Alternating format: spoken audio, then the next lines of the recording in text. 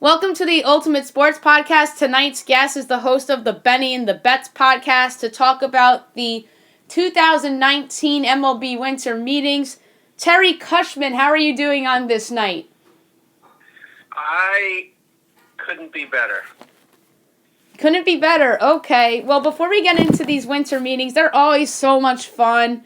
And I always think about the winter meetings as of the past. So I wanted to ask you, what is your favorite memory of the winter meetings? It's like something random that happened out of nowhere, something that happened at 2 o'clock in the morning. There's always something crazy that happens at some random time. So what was your favorite memory of past winter meetings? I'm embarrassed to say this because it didn't work out well, and I'm not 100% positive it was during the winter meetings, but I think it was. But if you go all the way back to 2010, when the Red Sox signed Carl Crawford, I was like, I've never been so excited about a signing. I mean, that guy made our lives hell, and probably yours too, being a Yankees fan. You know, offensively, he led the league with stolen bases. I think the season before the Red Sox signed him, and the fact that we were getting him, I couldn't have been more excited, and then it couldn't have worked out so poorly. And then, of course, he needed Tommy John, and then was a part of that big salary dump with the Dodgers, thank goodness. But that's probably my favorite memory. We signed we traded for, Chris Sale a few years ago. That was, obviously huge, but those are a couple that come to mind. Yeah, I remember when the Yankees traded for Giancarlo Stanton, which they might end up coming to regret, kind of like what the Red Sox did with Crawford. That was like right before the winter meetings, so that wasn't winter meetings. I remember I was out on a Friday night, and then the trade broke in the middle of the night, and I woke up Saturday, and Giancarlo Stanton was a Yankee, and I was like very excited at the time. But my favorite memory from the winter meetings, I remember John Lester signing at 2 o'clock in the morning with the Cubs. I remember I was in bed sick, just couldn't sleep, and it goes, breaking news, John Lester to sign with the Chicago Cubs. I'm like, the Red Sox aren't getting John Lester back. This is great. Just being like the Red Sox hater I am. I was just so excited that John Lester wasn't going back to you guys, and he ends up with the Cubs and Joe Madden. That was in 2014. I remember when that happened. I remember just being overly so excited. What always happens at the winter meetings, it feels like too, is a rumored trade or signing that doesn't happen. I remember last year it was the Phillies were, I think, close to signing Jay Happ. If I don't remember exactly what it was, but I think that was it. Do you remember any random signing or trade that was close to happening but didn't at the winter meetings? And another one was the Yankees with Garrett Cole back in 2017. It was close and then it didn't happen. Well, let's see. You guys were in on Cliff Lee, I think, after that impressive season with Texas, and then the Phillies, of all teams, ended up signing him. So that was interesting because I don't think where the Phillies had just traded him a year or so before, I just was shocked they were suddenly willing to, sign him to a huge contract. So that would probably be one. That's a tough question. You really got to think about. But, yeah, nothing else is really coming to mind. The Lester thing was, you mentioned that. I kind of felt like the Cubs were probably going to sign him, but that was definitely a roller coaster day for Red Sox fans because there were all these mixed signals coming from the media, and I remember Brian Sabian from the Giants organization, because they offered Lester the most money of the three teams, and Sabian said that he didn't think he had a shot at landing Lester despite the fact he offered the most money because another team was tugging on his heartstrings. And I thought, oh my goodness, I hope that's Boston. And of course it wasn't. It was Theo Epstein in Chicago. Yeah, and I actually thought that Lester was going to end up with the Cubs because of the Theo connection and whatnot. And I remember that was one of my predictions I had gotten right that offseason. And there's always that rumor that gets so hot really, really fast, and then it ends up reality. I mentioned one a few seconds ago with Giancarlo Stanton to the Yankees. I remember that night, Ken Rosenthal tweeted, the Yankees have a legit shot at Stanton, and the next morning Stanton was a Yankee. Another example of this I remember was Ken Giles. I believe it was 2014 or 15, and nobody thought he was available. I remember the ex-GM of the Phillies, I believe it was Ruben Amaro Jr., was talking to MLB Network. It said, no, Giles is not available. And the next day, Giles was shipped off to Houston. And I remember the rumors were hot, like the day they interviewed Amaro. And then the next day, he's traded to Houston. It was 2015. I just thought of it. And that always happens every year as well. What's one that stands out to you? Well, another one that comes to mind was the Red Sox wanted Josh Donaldson from the A's, and apparently he was unavailable, so they went forward with the Sandoval signing, and then the A's turned around and shipped him to Toronto. Yeah, that was that kind of, and I didn't mind the Sandoval signing. I didn't think it was going to be that bad immediately after signing him, and he was a 3-time world champion, a former World Series MVP even. So I didn't hate the Sandoval signing at first, but it would have been nice to have Donaldson for sure. Yeah, that is, in retrospect, a what if for Donaldson had he gone to Boston instead of Toronto. And then he ended up winning the AL MVP in 2015 with the Blue Jays and led them to the AL East title, or helped lead them to the AL East title that year. And I remember the Yankees had a complete choke job that year. And then Toronto trades for David Price and gets hot and wins that division in 2015. That's something I'll never forget. Because I'm a big Josh Donaldson fan. And by the way, I'm very fascinated to see where he lands this year as a free agent. So the 2019 winter meetings begin on Sunday. Should be a lot of fun. That's the time of the year where I only watch MLB Network, literally. And then, like, the occasional, I'd flip on to a Knicks or Rangers game or whatever basketball or hockey game is on, and then just watch MLB Network to see when the next big free agent's going to sign and whatnot. So, let's start with your beloved Red Sox and Mookie Betts. Do you think he gets traded next week at the winter meetings? I hope so. If I had to put a percentage on it right now, I would say probably only maybe 50%. It's just going to come down to whether or not the Red Sox will accept a lesser trade package, because I think a team that's going to unload for Mookie would probably be better off doing so for someone like Chris Bryant or Francisco Lindor, where both of those guys have an extra year remaining.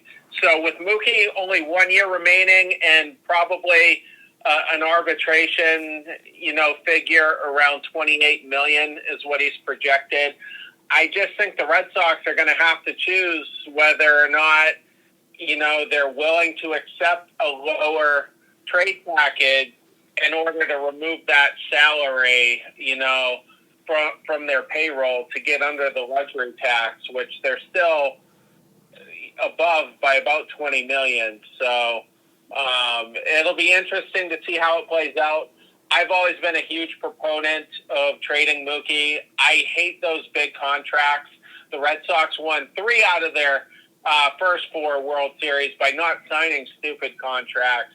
And so I hope it happens. And I think the Red Sox and Mookie Betts are ready to be done with each other. So I hope it happens.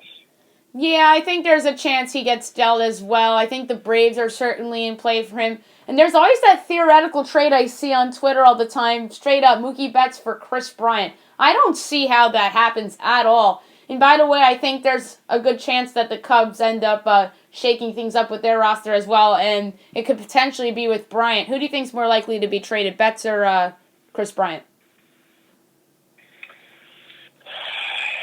That's a tough one.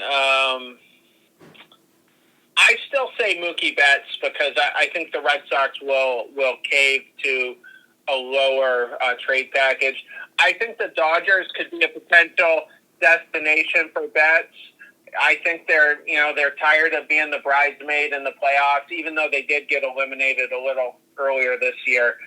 And I just think that might be one potential upgrade that they might look for.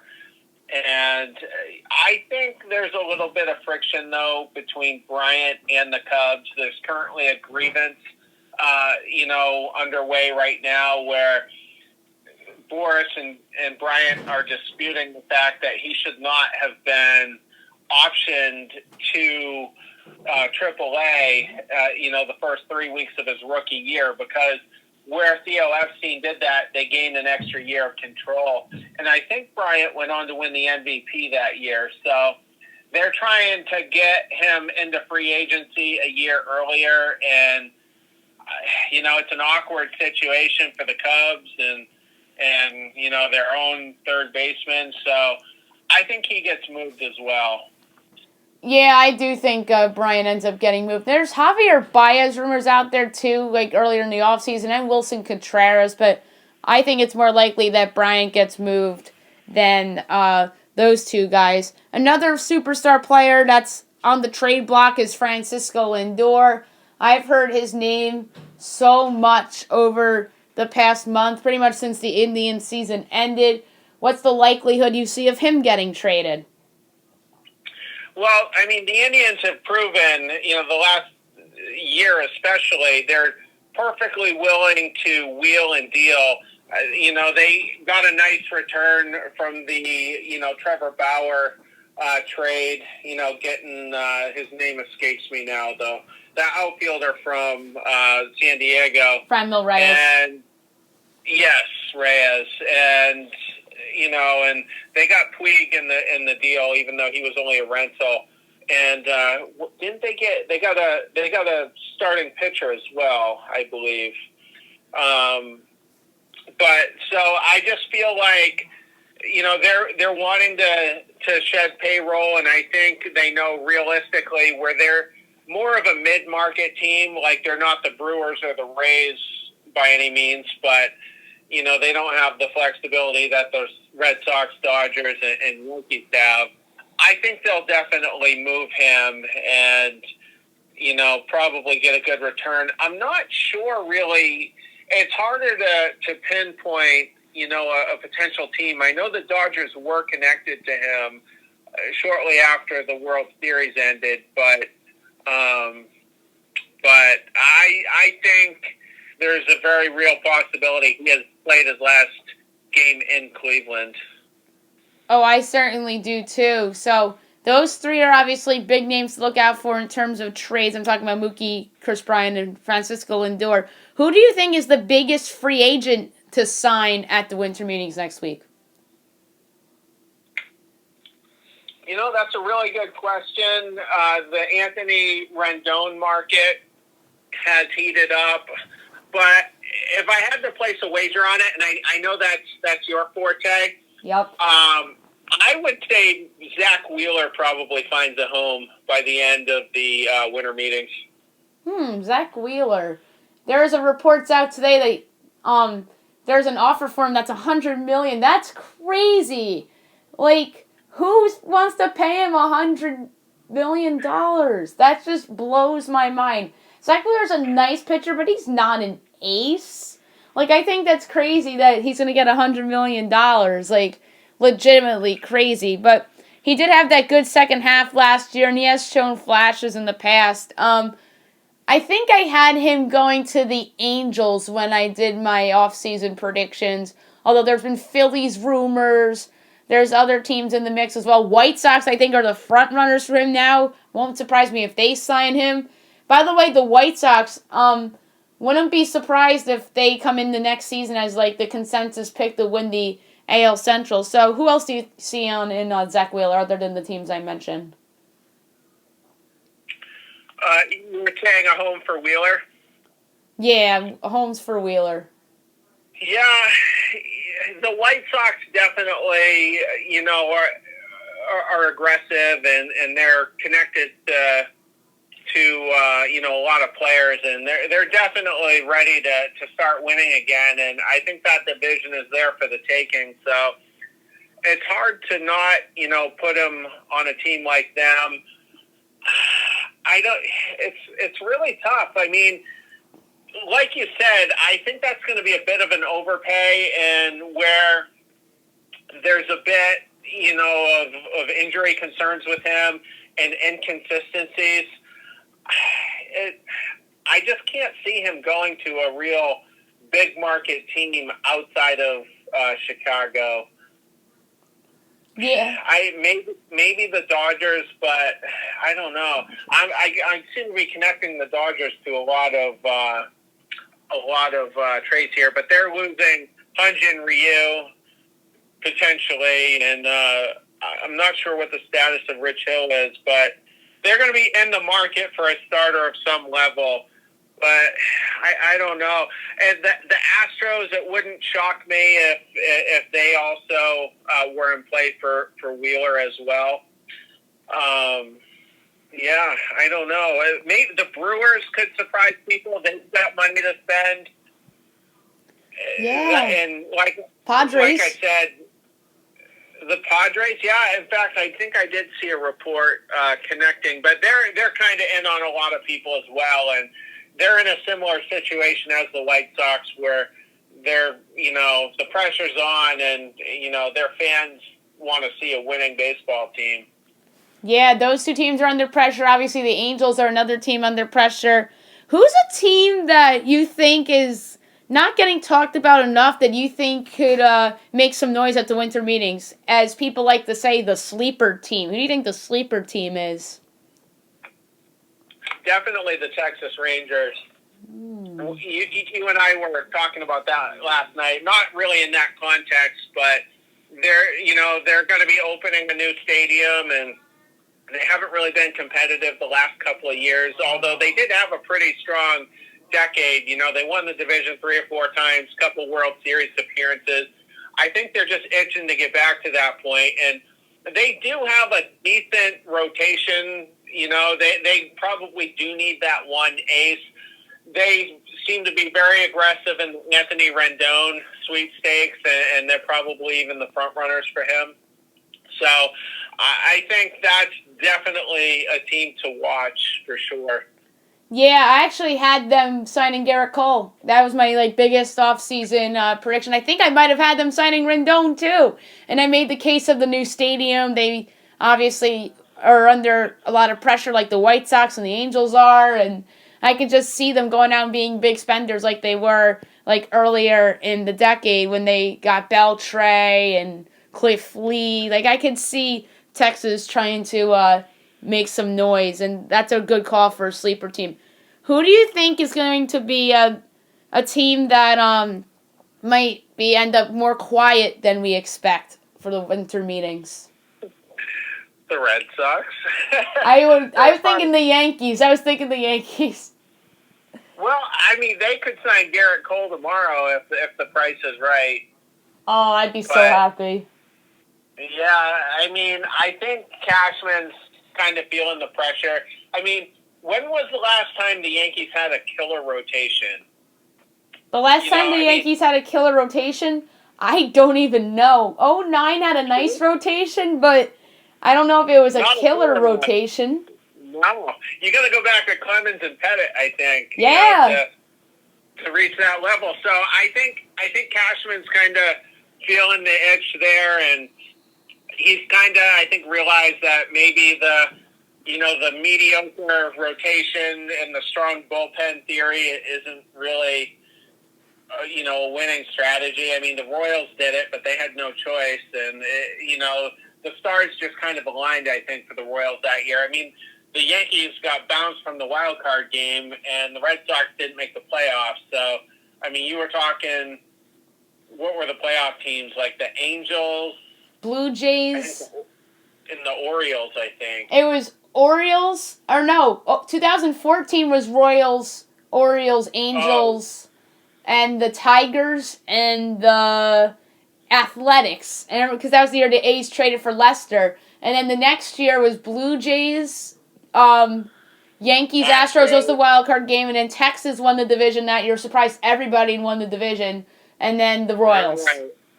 Right. So that was the year for the bullpen to kind of steal a championship, and so I'm getting back to Cashman. I think he wants to act fast. I think acting quick is to his advantage here, and so we'll see what happens. Can you see Strasburg going to New York? Like, could that be in play? I think Cole's more likely to come to the Yankees than Strasburg. I think, where did I have Strasburg when I did my predictions? I think I said Philly. I said that I made the case that Bryce Harper recruits him to Philly and Joe Girardi. I think I said Strasburg to Philly, but a lot of people think he's going back to the Nats, and that wouldn't surprise me at all as well. And some people even have Rendon going back to the Nats. Yeah, I think it's probably in their best interest to pursue Strasburg and keep that rotation nice and strong. I mean, Scherzer's not quite the ace he used to be, and Corbin had a nice year, and I think they definitely need Strasburg in there, and so that should be their priority. But we'll see how it shakes out. But I think the Yankees are gonna. I just think Cashman's gonna look at this free agency season as an epic failure if he fails to land someone, and so many teams are like in the race for an ace.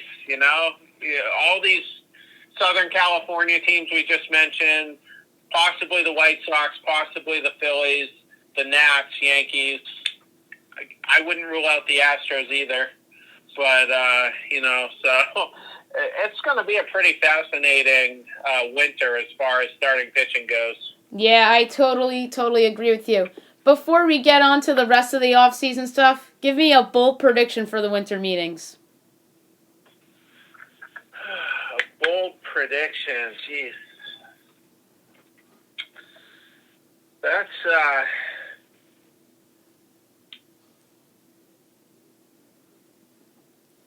hard, I mean, we've covered a lot already. I said mine already. It's Strasburg to Philadelphia. That's mine. Strasburg to Philadelphia. All right, I'll say Garrett Cole to the Padres. Oh wow, that's interesting because it's funny because I was going to make that my Garrett Cole pick, then I talked myself into Texas for Garrett Cole. So should be interesting. I hope Garrett Cole or Steven Strasburg is in Yankee pinstripes, but I don't think so. So let's go to the rest of the off-season stuff. Let's talk about signings that did happen. What did you make of Mike Moustakas Reds, 4 years, $64 million? Well, I just think the Reds probably had other needs than to dump that much money on a very streaky hitter in Moustakas. I know Moustakas has been hitting well over 30 home runs a year, but I don't look at him as like an elite corner infielder. So I would have went a different way. I might have targeted Gregorius if they wanted to go that route, to be honest. I had Didi to the Reds. Yeah, I just think that represents much better value. They could probably use a starter. I'm not too familiar with their bullpen. I know they've got Iglesias and Garrett, so I don't know if they need to address that any further. But they're definitely an interesting team that's made some surprising moves. I'll stop short of saying erratic, but I just it's interesting, and they're in a very interesting division right now because I don't think the Cubs are going to make a huge splash. I think it's going to be more of a transition year, and I think the Cardinals are going to be good. I think the Brewers are the ultimate wild card right now, but I think the Reds are positioning themselves to really threaten for the division. So I'm not crazy about the Moustakas, signing. I thought Moustakas might go to the Nationals. There was some talk of him going there, kind of as a backup to Rendon, like a fallback option. Yeah. But some of these teams are striking fast, and it's putting a wrinkle into the plans of all the other teams. Yeah, certainly. Another free agent contract that surprised me is Yasmani Grandal signing with the White Sox. 4 years, $73 million. I really think that was a bit of an overpay. What do you make of the Grandal contract? Well, I mean, there's not a lot of depth, at the catcher position. I think probably he's the second best catcher in the league offensively, behind JT Realmuto. So that's a spot where I could see a team overpaying if they really want, an all-star caliber player in that position. The Red Sox haven't been a team that's ever really valued that. The Yankees have obviously had some good catchers over the years, but the White Sox are just willing to wheel and deal and pull out the checkbook and make big signings. And I think the fact that they kind of lost the Manny Machado sweepstakes last year, I think that just motivated them a lot more. So it doesn't surprise me at all. And I think, like we said with Wheeler, they're going to be aggressive in the starting pitching market. So, not too shocked that that's where Grandal ended up. Yeah, I thought that the White Sox would be in play for a catcher, but I wasn't sure if it was going to be Rendon or somebody lesser like Travis d'Arnaud, who landed himself a free agent contract with the Braves. He had that great second half with Tampa Bay. Obviously had the 3-homer game at Yankee Stadium, and by the way, I was in attendance for that game. What do you make of the Travis d'Arnaud contract given out by Atlanta? I like it. Brian McCann retired, and he was probably more of a backup at that point, but I think d'Arnaud will kind of slot in there and just kind of fit in pretty nicely. And Alex Anthopoulos is one. I think I had a top 10 ratings, I think, for GMs, and I listed him as number 2, behind Jeffrey Luhnow, and that was before all the controversy with the Astros. But he's definitely a GM that's going to make a lot of wise decisions and not really make a lot of mistakes as far as signing players to deals and whatnot. Yeah, he really has done a nice job in Atlanta, and he did a good job when he was with the Blue Jays as well. The Padres and Brewers made an interesting trade last Wednesday. Zach Davies and the Urias kid were involved in that deal. A couple other pieces. The outfield prospect Trent Grisham goes to San Diego. Who do you think comes out better in that trade? I'm surprised that the Brewers were willing to kind of deal starters out of their rotation, because they don't quite have the flexibility that all these teams do. And I did mention they do have money to spend, so maybe the fact that they did deal him it might be an indication that they are going to make a move, whether it's a Zach Wheeler type guy or maybe even like a Dallas Keuchel type signing.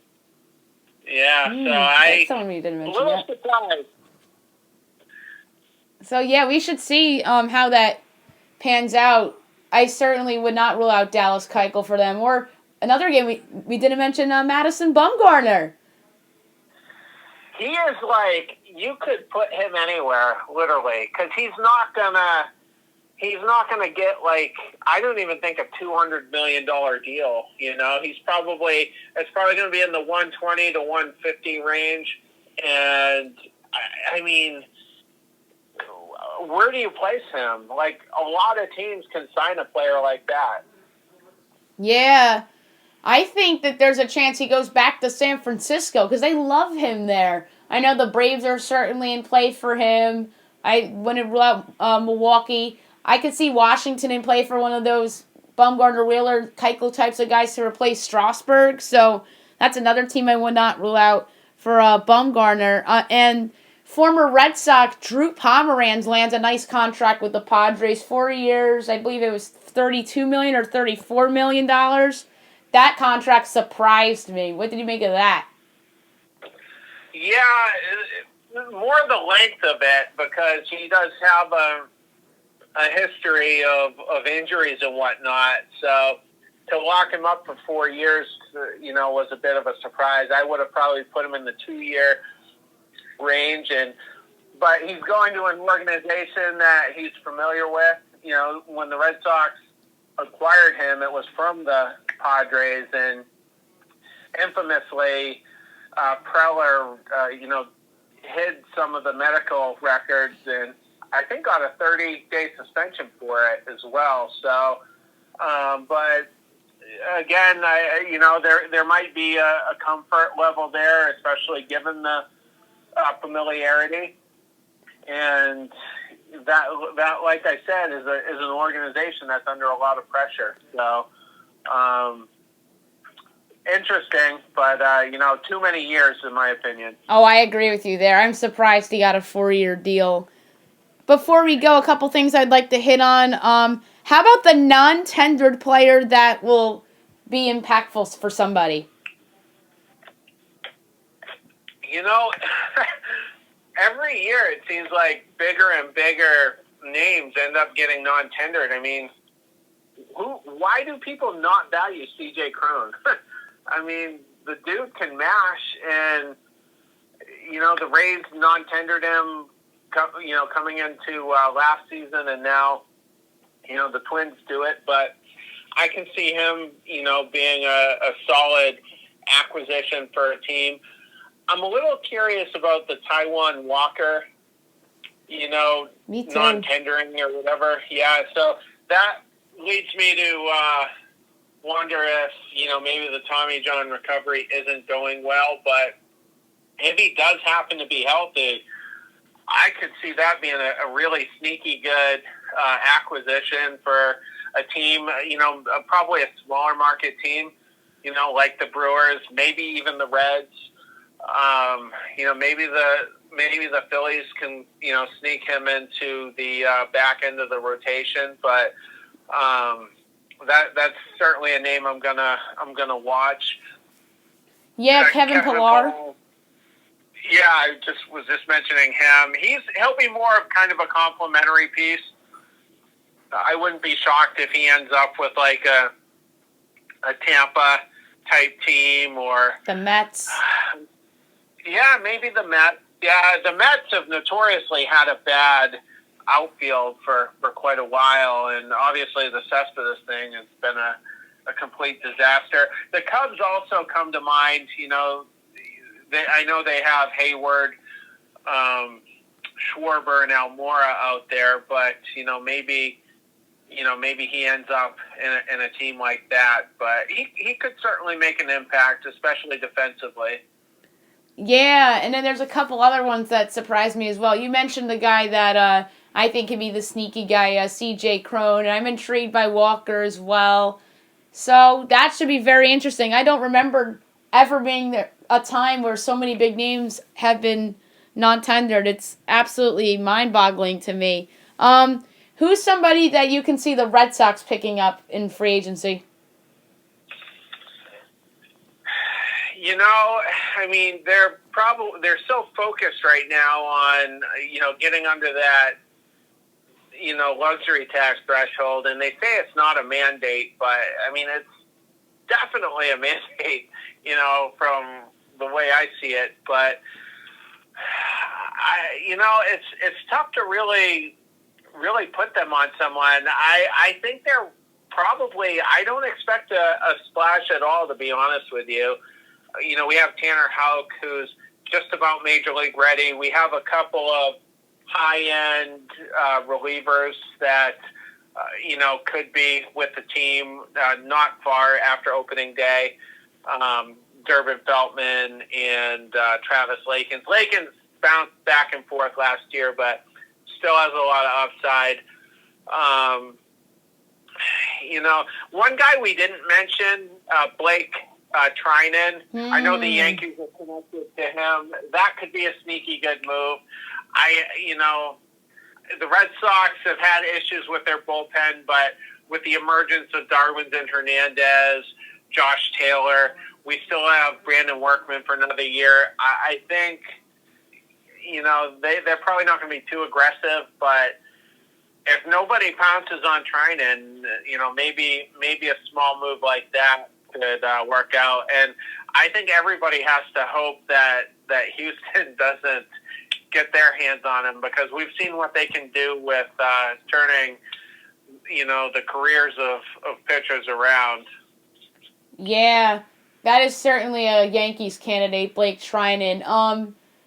In terms of what I think the Red Sox might do, I actually predicted them to sign Rich Hill to replace Rick Porcello in the rotation. I could see them signing Rich Hill to like a 1-year or 2-year deal with a lot of maybe $24 million for 2 years or something like that. And they had Rich Hill, don't forget. Didn't they trade him to Oakland, or they just let him go and Oakland signed him? Yeah, the latter.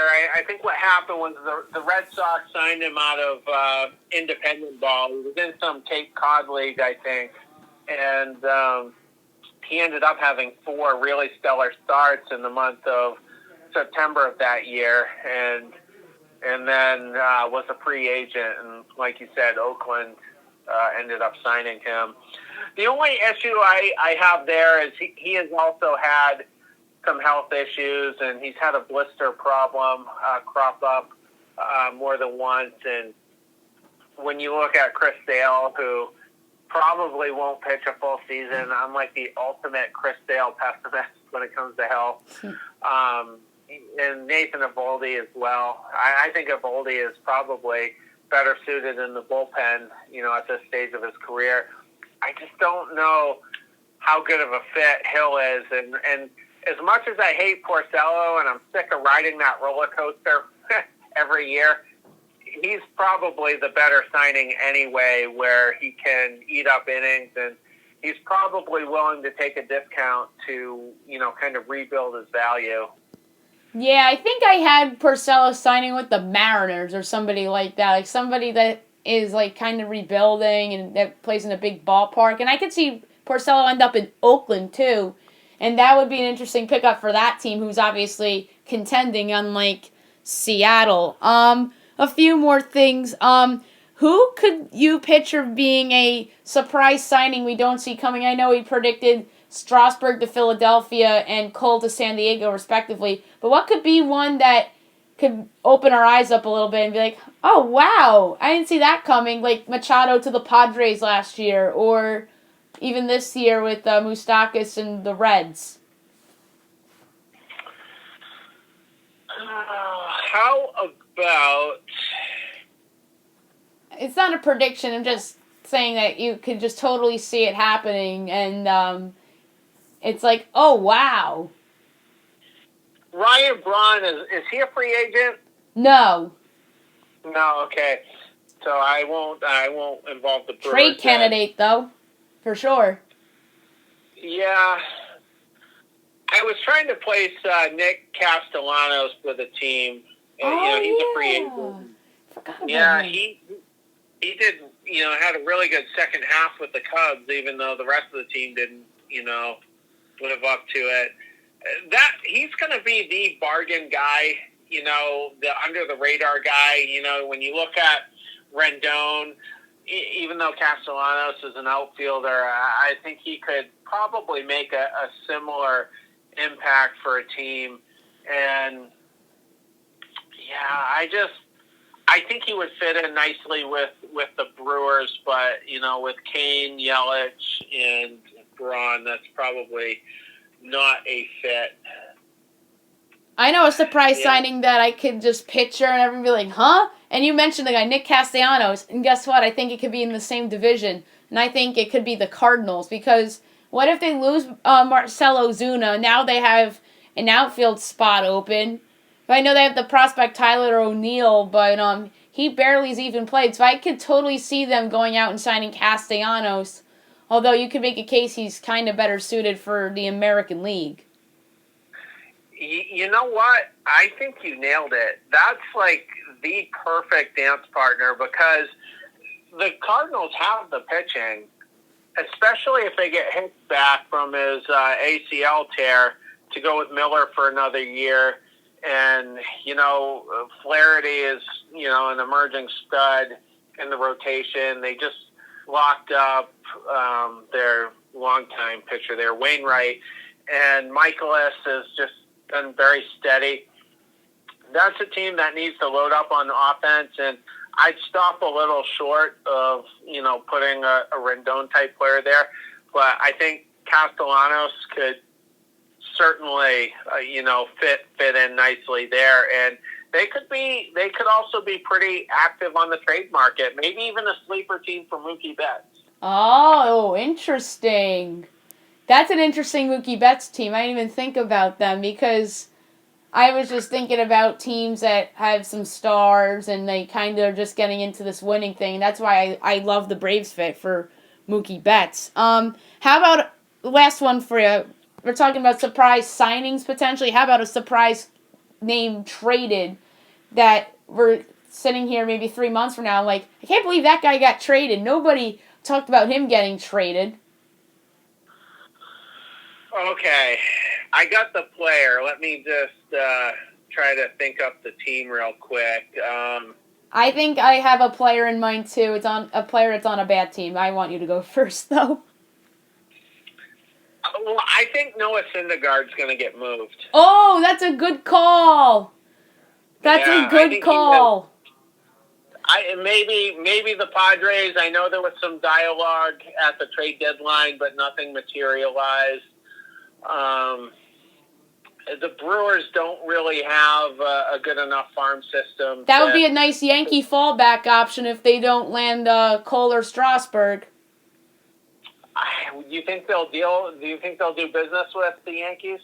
The Mets wouldn't do it, though. That's the problem. But I know the Yankees would be willing to do it, but the Mets won't. That's the issue. It's the Mets, not the Yankees. That's the issue there. But I would not mind Syndergaard as a fallback option if they lose out on Cole or Strasburg. But I don't think they're going to trade Syndergaard because I think they want to win now. So I don't think they'll deal him. So that's a really good call. And I probably won't be that shocked if they move him now that you mentioned him. My guy, Jorge Soler, Royals, I could totally see him being moved. Like, he's coming off the best year of his career. The Royals are rebuilding. They're a few years away. I could just totally see, like, a team that missed out on Marcell Ozuna or Nicholas Castellanos or even an Anthony Rendon that just wants a big-time power bat in their lineup. Like, can't you just totally see a random team trade a ton for Jorge Soler from the Royals? Yeah, and we've talked about the Cardinals and the Cubs could probably be seeking upgrades. Maybe the Mets could also be a potential landing spot for a player like him. He was coming off a good year. I did also see a report that he was willing to re-sign with Kansas City, which I think is crazy because he's not even a free agent right now.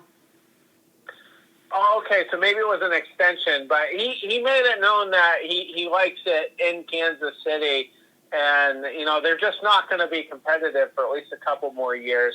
I think they just hired Mike Matheny, so that's one step in the process that's been addressed, but. Yeah, and while I'm thinking of it right now, maybe the Twins for Syndergaard. I think they're going to make a splash. They need an ace. Gibson just went to the Texas. Rangers, which that was a terrible move, I think. Oh, I agree with you. Yeah, especially that was 3 or 4 years also. 3-year deal. But the Twins could definitely, be a team that kind of surprises people. And I think there was talk of maybe Madison Bumgarner last summer, but then, of course, the Giants kind of got within striking distance of the wild card and ultimately decided to keep him. But, yeah, that's the thing. I mean, when you're talking about starting pitching, it's so hard because so many teams want an ace. So many teams are, like, right on the precipice of, a division race or at least, trying to get into a wild card spot. I think the American League is going to be a lot better this year. In the last couple of years, you basically knew at least 4 of the teams that were going to get in. And I expect it to be similar to the National League with 6, 7, possibly even 8 teams in play, by late August, early September. Yeah, and that depends on a couple things. If Texas, Angels, and White Sox all make improvements, if Oakland's still good, if the Red Sox keep Mookie Betts, Tampa I still think is going to be good. Obviously, the Yankees and the Astros are right there.